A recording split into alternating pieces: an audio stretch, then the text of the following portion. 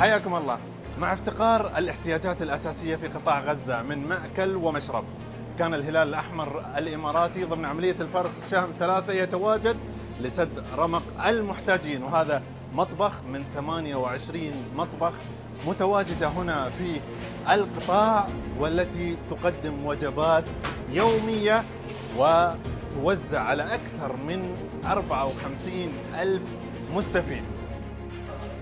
هذه المطابخ الخيرية تنتج أكثر من 14 ألف وجبة غذائية ضمن قافلة المساعدات الإنسانية الإماراتية لسكان غزة، وتقديم الدعم والمساندة لهم خاصة في هذه الأجواء الشتوية.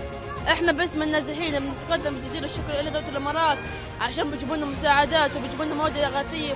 شكرا لدولة الامارات جزيل الشكر لانها كانت بتقدم لنا مساعدات. ومثل ما تشوفون مئات المحتاجين في انتظار الوجبات، اللي وصل عدد المستفيدين حتى الآن 1,170,000 مستفيد، لتكون بذلك الإمارات عطاء لا ينضب للأشقاء الفلسطينيين في غزة.